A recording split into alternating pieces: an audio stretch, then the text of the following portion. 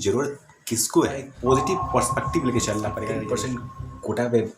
चुप रह जाते हैं, उस पर कुछ नहीं बोलते। अलग अलग नेता हैं जो पॉलिटिकल पार्टीज़ हैं, मैं ये कर दूंगा, मैं वो कर दूंगा। 300 BC से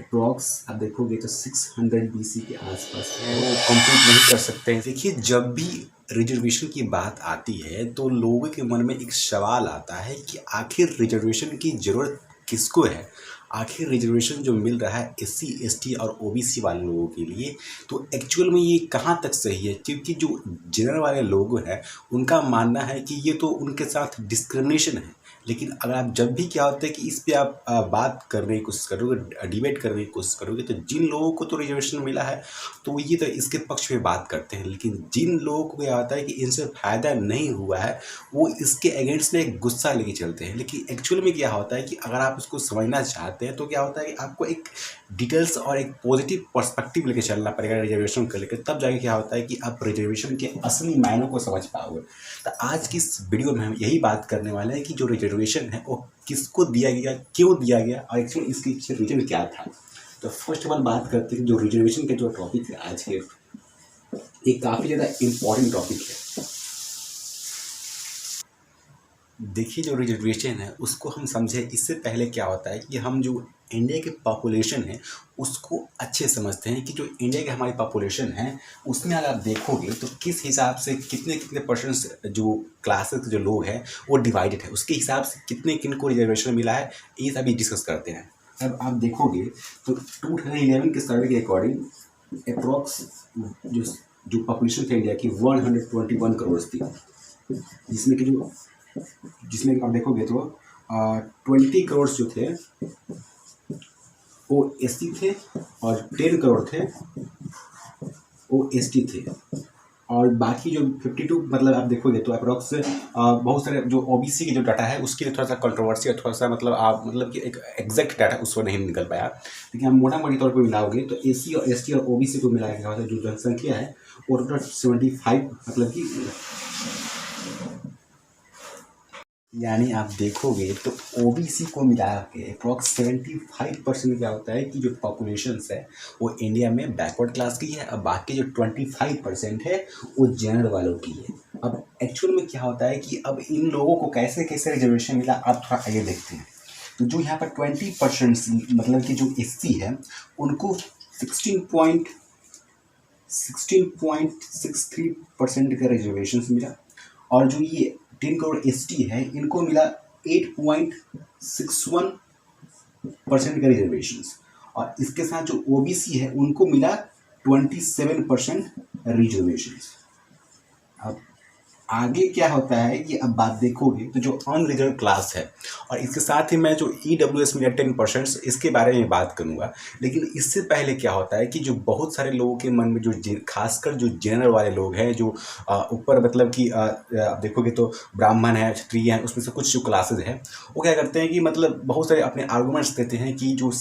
रिजर्वेशन है वो गलत है। वो जो भी चीज़ें हैं गवर्नमेंट के लिए या फिर जहाँ भी एडमिशन हो रहा है, जहाँ भी कोई भी एग्ज़ाम है गवर्नमेंट एग्ज़ाम, तो उसमें मेरिट के बेसिस पे क्या होता है कि बच्चों का सिलेक्शन होना चाहिए, ना कि रिजर्वेशन के बेसिस पे। जो अभी भी ये देख सकते हो कि आप क्या होता है कट ऑफ काफ़ी लो होता है, उनको कम मार्क्स मिलने पर भी उनका सिलेक्शन हो जाता है। बहुत सारे इस पर आर्गूमेंट दिए जाते हैं। और अभी आप देखोगे तो जिस हिसाब से क्या होता है कि अभी UPSC का रिजल्ट आया था उसमें एक जो टॉपर थी शक्ति दुबे, उन्होंने जब एग्ज़ाम क्रैक किया तो बहुत सारे जैसे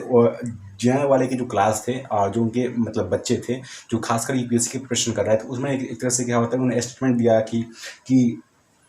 जैसे कि वो टॉप कर रहे हैं, जिसकी वजह से क्या होता है कि वो हाईली कॉम्पिटिबल हैं, जो बाकी हैं वो कम्पीट नहीं कर सकते हैं, इसकी वजह से उनको रिजर्वेशन की नीड है। तो मेरा मानना यहाँ पर ये है कि किसी भी एक पर्टिकुलर फील्ड के लिए एक चीज़ के लिए क्या होता है कि कंपटीशन अंदर की एबिलिटी डिफाइन कर देना ये सही नहीं है। क्योंकि आप देखोगे अगर आप समझते हो कि आप किसी एग्ज़ाम में अगर टॉप करते हो तो क्या होता है कि आप कॉम्पिटिबल हो, लेकिन जो बाकी जो जो बच्चे हैं वो टॉप नहीं कर पाते हैं, तो क्या होता है कि वो कंपेटिबल नहीं है। जिसके रैंक 1 आते हैं वो कंपेटिबल है, जो बाकी रैंक 1 नहीं आ रहा है वो कंपेटिबल नहीं है। तो ऐसा नहीं है। अगर आप देखोगे, अगर कंपेयर करोगे आप, तो जैसे कि मैं हूँ, और मैं अगर चाहूँ कि मैं उषन बोल्ट से रनिंग करूँ, उसके साथ कंपटीशन करूँ, तो मैं नहीं जीत सकता, क्योंकि मैं अभी उस मतलब कि मेरे अंदर उतना उस लेवल की स्किल्स नहीं है। तो ये क्या होता है ना कि किसी फील्ड में अगर अगर अभी अब बात करूँ, तो मैं अगर आप कितना भी हाथ से बॉडी बिल्डर से पावरफुल हो जाऊं, अगर मुझे कहा जाए कि मैं बिना फोगाट से कुश्ती लड़ने के लिए, तो मैं शायद हो सकता हूं कि मैं कम्पीट नहीं कर पाऊँ। तो ये क्या होता है कि एक पर्टिकुलर फील्ड में एक स्किल सेट, एक विजन, एक गोल के अकॉर्डिंग क्या होता है कि एक बच्चे की साइकोलॉजिकल माइंडसेट के अकॉर्डिंग क्या होता है कि वो चीज़ डिफाइन होती है कि हाँ, पहले एक बच्चे को किस चीज़ में इंटरेस्ट आ रहा है, तो उसके अकॉर्डिंग क्या होता है कि बच्चे उसमें सफल होते हैं। तो ऐसे ही क्या होता है कि आप शुरू से देखोगे तो जिस हिसाब से क्या होता है, जो हमारी क्लास थी, जो सोसाइटी थी, वो इसी के अकॉर्डिंग, वर्णों के अकॉर्डिंग ही डिवाइड थी। अगर देखोगे, सपोज दैट, जैसे कि मान लीजिए कि 1500 BC से अप्रॉक्स आप देखोगे तो 600 BC के आसपास, बहुत पुराने समय में क्या होता है, जो सोसाइटी थी एक वर्णों के हिसाब से ही चलती थी। जो पढ़ाई लिखाई जो काम था वो ब्राह्मण करते थे, जो जो शासन और राजपाट का जो काम था एक तरह से वो क्षत्रिय करते थे, जो व्यवसाय का काम था वो बनिए करते थे, और जो और सारे कास्ट थे वो एक तरह से क्या होता है कि जो शूद्र की कैटेगरी में आते थे। उनका काम क्या होता है, उनका सभी जातों का सेवा करना होता था। ऐसे इस हिसाब से क्या होता है कि सोसाइटी डिवाइड थी। लेकिन एक्चुअल में क्या होता है कि आप देखोगे तो जो रिपोर्ट पब्लिश हुई जब पहली बार 1882 के आसपास, और 1927 से जो से क्या होता है कि जब साइमन कमीशन की रिपोर्ट आई, साइमन कमीशन की जब रिपोर्ट आई, कास्ट मतलब कि कैसे क्या होता है कि सर्वे हुआ उस समय जो ब्रिटिश राज था, तो देखा गया कि जो इम्पोर्टेंट पोजीशंस है वो ऊपर की जाति ही होल्ड कर रही है। अगर आप देखोगे ओबीसी और एससी और एसटी, तो वो काफ़ी ज़्यादा पीछे हैं। वो पढ़ाई लिखाई में हो या फिर किसी भी अदर्स पोजीशन में हो, वो काफ़ी ज़्यादा पीछे हैं। तो एक्चुअल में क्या होता है कि आप देखोगे तो मतलब कि रिजर्वेशन के मामले में, तो हाँ, रिजर्वेशंस वहीं से पहले बात जो रिपोर्ट आई थी उसके बाद से क्या होता है कि सब बातें शुरू होने लगी कि जो रिजर्वेशन है एक्चुअल में एससी एसटी और ओबीसी को मिलना चाहिए, जिससे क्या होता है कि वो बराबरी कर पाए, वो आगे बढ़ पाए। इस रिपोर्ट के मुताबिक अगर देखोगे तो आप, साइमन कमीशन जो रिपोर्ट जारी किया था, उसके तहत क्या होता है कि जब 1931 में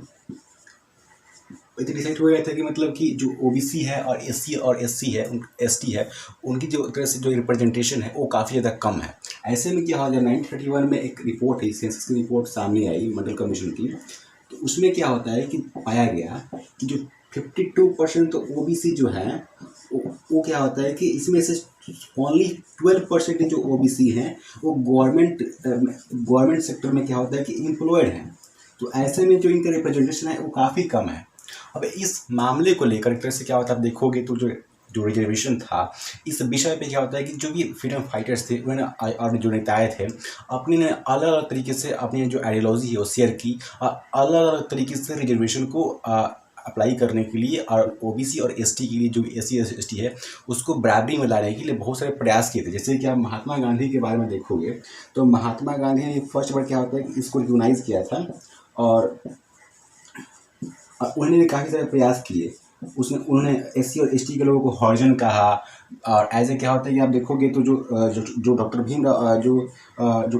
डॉक्टर अम्बेडकर थे, उन्होंने सेपरेट इलेक्ट्रोड की मांग की थी, क्योंकि आपको पता है कि उन्होंने भी काफ़ी सारे डिस्क्रिमिनेशन फेस किए थे। जब वो स्कूल में पढ़ने जाते थे तो उनको खुद की जो बोरी थी वो घर से ले जानी पड़ती थी, उनको क्लास के बाहर बैठाया जाता था अनटचेबिलिटी के मतलब के अकॉर्डिंग। इसके साथ ही क्या होता है कि उन्होंने जब ब्रिटिश राज के अंडर क्या होता है कि एक सेपरेट इलेक्ट्रोड की मांग की। अब जो डॉक्टर अम्बेडकर थे,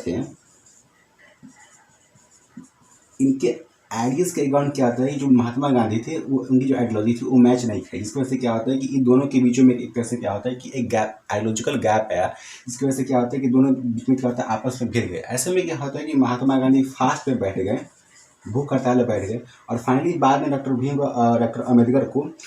मतलब कि इनकी बात माननी पड़ी महात्मा गांधी को। और फाइनली आप देखोगे तो 1932 में पूना एक्ट साइन होता है, जिसके तहत जहां वो डॉक्टर भीमराव अंबेडकर एक सेपरेट इलेक्टोरेट की मांग कर रहे थे दलित के लिए, जिससे उनका रिप्रेजेंटेशन बढ़े और दलित लोग ही वोट करें, तो इसको बात को नकारते हुए 1952 में पूना एक्ट साइन होता है। और इसके तहत लेजिस्लेटिव असेंबली में जो दलित थे उनको एक तरह से रिजर्व सीट मिलता है, ना कि एक तरह से सेपरेट इलेक्टोरेट। इस हिसाब से क्या होता है कि इन्होंने एक तरह से प्रयास किया। अब देखोगे वीर सावरकर को, तो वीर सावरकर ने भी काफ़ी सारे प्रयास किए थे। उन्होंने पहले तो बात उठाई ही थी, उन्होंने महाराष्ट्र में मंदिर बनवाए थे। ऐसे करके क्या होता है कि मतलब बहुत सारे उन्होंने प्रयास किए। अब एक्चुअल में क्या होता है, अगर आप देखोगे तो जो रिजर्वेशन है वो तो अभी के अकॉर्डिंग आप देखोगे तो बहुत सारे लोगों के मतलब कि मानना है कि मेरिट के बेसिस पे होना चाहिए। बहुत सारे लोगों के मानना है कि एक तरह से क्या होता है कि इनको रिजर्वेशन मिलना ही नहीं चाहिए। एक क्लास को मिल गया रिजर्वेशन में, एक क्लास बराबरी में आ गई, अभी जो सिचुएशन है वो नॉर्मल है, अब नहीं मिलना चाहिए। लेकिन एक्चुअल में क्या होता है कि आप देखोगे तो प्रैक्टिकली देखोगे तो अगर आप कॉन्स्टिट्यूशन के हिसाब से चलोगे, प्रैक्टिकल और पॉजिटिव अप्रोच लेकर चलोगे, तो कभी भी क्या होता है कि कॉन्स्टिट्यूशन इसलिए मतलब कि रिजर्वेशन को इम्प्लीमेंट करने के लिए मतलब कि अनाउंसमेंट नहीं किया है कि मतलब कि एक तरह से इकोनॉमिकली क्या होता है कि वो क्लास को ऊपर लाया जाए, इक्वल लाया जाए, बल्कि एक तरह से क्या होता है कि जब भी क्या होता है कि जो भी लंबे समय से उनके साथ डिस्क्रिमिनेशन हुए हैं सोशली, पॉलिटिकली, इकोनॉमिकली, जिसकी वजह से जो उनका रिप्रेजेंटेशन है वो कम था, उस रिप्रेजेंटेशन को क्या होता है कि ऐसे इक्वल करने के लिए उन्होंने क्या होता है कि अथक प्रयास किए और रिजर्वेशन का मामला मतलब ये विषय जो है वो इम्प्लीमेंट हुआ। ऐसे करके क्या होता है कि जब देखोगे आप कॉन्स्टिट्यूशन में जो आर्टिकल 14 है, आर्टिकल 16 के तहत क्या होता है कि जो SC क्लास के जो भी मेंबर्स उनको एक तरह से क्या होता है कि एक पॉलिटिकल सिस्टम में एक तरह से रिप्रेजेंटेशन क्या होता है को लेकर क्या होता है कि इसमें उनको रिजर्वेशन मिली है। तो ऐसे में क्या होता है अगर जो मुद्दा आती है एग्ज़ाम को लेकर, कोई UPSC और कोई अदर्स गवर्नमेंट एग्ज़ाम को लेकर, तो एक बड़ी सा बात सामने आती है कि जो बच्चे मतलब कि यहाँ से निकल के जाते हैं तो एक्चुअल में क्या होता है कि उनकी जो लो कट ऑफ होने के बावजूद भी, लो मार्क्स होने के बावजूद उनका सिलेक्शन हो जाता। और इन्हीं दो चार मतलब कि एग्जाम्पल को लेकर क्या होता है कि बार बार जो अपर क्लास के जो लोग होते हैं, जो जनरल क्लास के लोग होते हैं, वो मतलब इसको रिप्रेजेंट करते हैं, उनको दिखाते हैं कि हाँ देखिए जो इनका कम मार्क्स भी था और कट ऑफ भी कम था, तो ऐसे भी क्या होता है उनका सिलेक्शन हो गया, मेरा नहीं हुआ। तो एक्चुअली में क्या होता है कब देखोगे तो जो प्रैक्टिकली आप देखोगे तो ये मतलब कि उतना सही नहीं है, क्योंकि क्या होता है कि मतलब कि कुछ लोगों के हो जाने से जो बाकी अदर्स लोग से डिस्क्रिमिनेशन हुए हैं जो उनकी क्लास की वजह से। आप अभी गांव का अंदर में जाके देखोगे तो जिस हिसाब से जो कंडीशन है उनकी बेसिक्स नीड्स तक नहीं है कि अगर वो मतलब कोई गवर्नमेंट एग्जाम की प्रिपरेशन करना चाहते हैं तो उनके पास उतना पैसा नहीं है, उतनी रिसोर्सेज अवेलेबल नहीं है, जिससे क्या होता है कि वो किसी एग्जाम की प्रॉपर तरीके से प्रिपरेशन कर पाए। जहाँ अपर क्लास और जनरल क्लास के बच्चे बड़े बड़े शहरों में जाके बड़े बड़े कोचिंग में अच्छे से जाकर पढ़ाई कर सकते हैं, हर रिसोर्सेज का उनके पास लैपटॉप है, अच्छी पेन है, अच्छी कॉपी किताब है, लिखने को पढ़ने को सब कुछ है। तो वहीं क्या होता है कि SC और ST के बच्चों के पास ऐसा एबिलिटी फैसिलिटी नहीं है, जिसकी वजह से क्या होता है कि वो वहाँ तक पहुँच नहीं पाते हैं, रिकॉग्नाइज चीज़ों को नहीं कर पाते, जिसकी वजह से क्या होता है कि वो मतलब कि वो उनको मतलब कि कैसे फाइनली रिजर्वेशन क्या होता है कि उनको मिलता है, मतलब एक लास्ट चांस मिलता है, होप भी मिलता है। तो ऐसे में क्या होता है कि अब देखोगे तो अब इसका जो अभी कंडीशन है रिजर्वेशन मिलने के बाद भी अब देखोगे तो बहुत सारे ऐसे गवर्नमेंट सीट्स है, जैसे कि PhD वगैरह हो गया, कोई भी प्राइवेट सेक्टर में आप देखोगे तो बहुत सारे जो सीट्स है वो खाली हैं। उस सीट्स को लेने के लिए भी क्या होता है कि OBC, SC और ST के बच्चों के पास उतने रिसोर्सेज और पैसे नहीं है, जिससे क्या होता है कि वो क्या होता है कि उस फील्ड में वो आ ही नहीं पाए, जिसकी वजह से क्या होता है कि वो इन सीट्स को ले पाए। अब गवर्नमेंट एग्जाम को ले लो तो जो भी गवर्नमेंट एग्जाम की जो मतलब कि जो ग्रेड 1 जो ग्रेड A पोस्ट है, आप उसके रिपोर्ट एक बार निकाल कर देखना, कोई भी गवर्नमेंट रिपोर्ट निकाल कर देखना, अप्रॉक्स 60 to 70% जो मतलब कि जो वहाँ पे जो आपको क्लास मिलेगा वो जनरल क्लास का मिलेगा, ठीक है। और OBC में आप देखोगे तो ग्रेड B जो ग्रेड C है उसमें जो OBC की जो रिप्रेजेंटेशन है वो रिजर्वेशन के बाद भी काफ़ी ज़्यादा कम है। आप SC ST के तो और भी कम है। तो इसके मामले आप देख सकते हो कि जो ग्रेड C और ग्रेड B क्या होता है कि बेसिकली क्या होता है कि वो क्या होता है कि इसमें अभी भी क्या होता है कि जो ग्रेड ए में क्या होता है कि ओबीसी और एससी और एसटी क्लास के जो बच्चे हैं वो नहीं पहुंच पाते हैं। तो ये है रिजर्वेशन के बाद जो कंडीशन है उस समाज में अभी भी क्या होता है कि एक तरह से एक भेदभाव, एक ना पहुंच पाना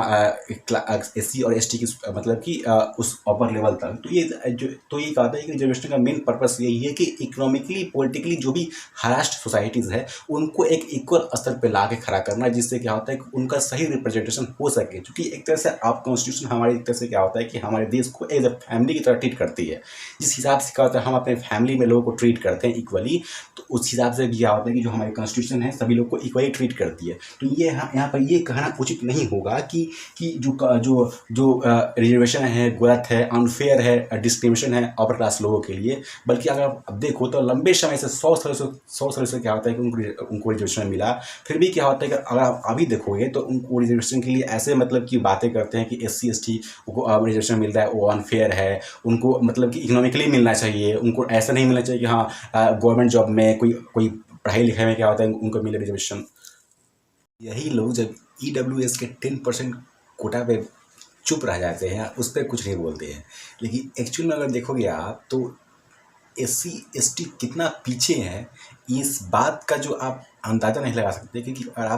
आप घर से भी बाहर अब देखो तो जिस हिसाब से क्या होता है कि मान लीजिए कोई सब्जी वाला है, कोई ठेला वाला है, कोई अदर्स कास्ट का है या कोई लेबरर्स है, तो उनसे क्या होता है अगर आप एक बार कास्ट पूछोगे एक्चुअल में तो क्या होता है कहीं भी क्या होता है कि आपको उसमें ब्राह्मण मतलब कि ब्राह्मण से क्षत्रिय से क्या होता है कि क्लास नहीं मिलेंगी। जो भी मिलेंगी क्या होती है कुछ छोटी जाति का ही मिलेंगी। तो इस हिसाब से क्या होता है आप देख सकते हो कितना भेदभाव और कितना हिसाब से क्या होता है कि जो एससी एसटी जो लोग हैं वो पीछे हैं। इसलिए क्या होता है कि जो रिजर्वेशन का जो कंसेप्ट है वो इन क्लास को ऊपर ला के एक पॉलिटिकली रिप्रेजेंटेटिव क्या होता है कि तौर पे क्या होता है कि उनको समान स्तर पर लाया जाए। तो ऐसे में क्या होता है कि एक बड़ा गेम ये भी है कि जिस हिसाब से क्या होता है कि जो अदर्स अलग अलग नेता हैं, जो पॉलिटिकल पार्टीज़ हैं, एक तरह से क्या होता है कि इसमें भी क्या होता है एक अपनी गेम अपनी एक एजेंडा ही इसका यूज़ करते हैं एजेंडा की तरह। अब देखोगे अगर तो कोई भी पॉलिटिकल पार्टीज़ हो गया, मान लीजिए कि आप बिहार लो या यूपी ले लो, तो क्या होता है कि वो अपने कास्ट के अकॉर्डिंग क्या होता है कि वो बड़े बड़े दावा करता है कि अपने क्लास के मैं ये कर दूंगा, मैं वो कर दूंगा। लेकिन एक्चुअल में क्या होता है कि एक पॉलिटिकली तरह से क्या होता है कि अपनी वोट बैंक बटोरने के लिए वो सिर्फ ऐसा करता है कि हाँ मैं आऊँगा तो जो एक पर्टिकुलर समुदाय के लिए एक कोटा शिफ्ट हो जाएगा, मैं जो रिजर्वेशन जो कोटा है वो उतना परसेंट से शिफ्ट करके इतना परसेंट ला दूंगा। ऐसे में क्या होता है कि अब देखोगे तो पॉलिटिकली भी क्या होता है इसको काफ़ी मिसयूज किया जाता है। जो अपर क्लास जो मतलब जो पॉलिटिकल जो अपर जो नेता होते हैं वो मतलब इसको अपोज करते हैं, वही दूसरी तरफ जो उसके छोटे नेता होते हैं उस से क्या होता है उसको एम्फेसाइज करते हैं, जोर देते हैं, बोलते हैं कि रिजर्वेशन सही है। लेकिन एक्चुअली में क्या होता है कि आप इसकी जो रिपोर्ट है पब्लिकली तब देखोगे आप तो मतलब कि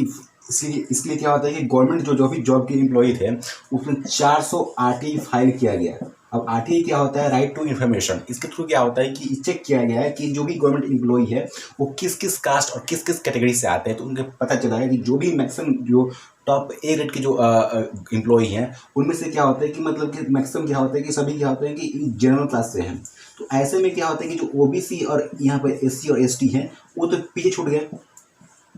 इसके लिए क्या होता है कि आप देखोगे तो नेताओं ने तो काफ़ी प्रयास किया है। जो अभी पॉलिटिकल जो एक तरह से ऑफिशियल्स मेंबर्स है, जो ऑफिशियल प्राइम मिनिस्टर बोल सकते हो, जो मिनिस्टर उन्होंने भी काफ़ी प्रयास किया। जैसे आप देखोगे तो 1979 में सरोजिनी देसाई ने भी क्या होता है कि एक तरह से मंडाला कमीशन पास किया, जो क्या होता है कि 1980 में इसको एक तरह से क्या होता है कि पास किया गया। और इसके थ्रू क्या होता है कि जो ओबीसी है उसको 27% मिला रिजर्वेशन। फाइनली क्या होता है कि 27% की बात इसमें चर्चा की गई थी, लेकिन जब 1919 में क्या होता है कि फाइनली इसको बीपी सिंह के अंतर्गत क्या होता है कि मतलब इसको इम्प्लीमेंट किया गया। अब इसके बाद क्या होता है कि जब एक तरह से स्वामीनाथन राव, तो उन्होंने भी क्या होता है कि जो ईडब्ल्यूएस का जो कॉन्सेप्ट था वो 10% का रिजर्वेशन वाला, वो भी क्या होता है कि मतलब उन्होंने इंट्रोड्यूस किया स्वामीनाथन राव।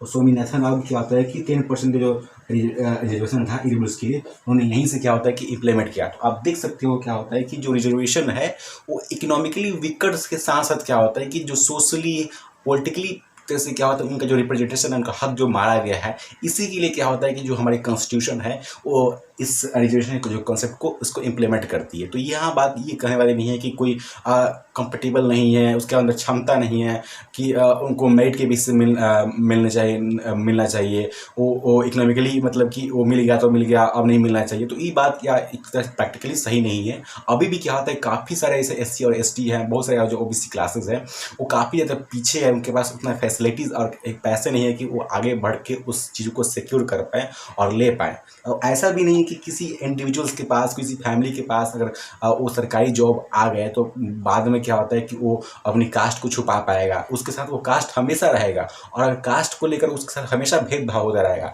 शायद इसी की वजह से क्या होता है जो हमारे कंट्री में रिजर्वेशन है वो एक तरह से क्या होता है सोशली और इकोनॉमिकली बैकवर्ड क्लास को एक ऊपर की दर्जा देती है, जिससे क्या होता है कि वो समाज में उनको एक तरीका देखा जाए और एक तरह से इक्वली ट्रीट किया जाए। तो ये था रिजर्वेशन पर वीडियो। आई होप आपको वीडियो काफ़ी हेल्पफुल लगी होगी। तो तब तक के लिए इतना ही, मिलते हैं ऐसे ही नेक्स्ट वीडियो के साथ। थैंक यू, जय हिंद।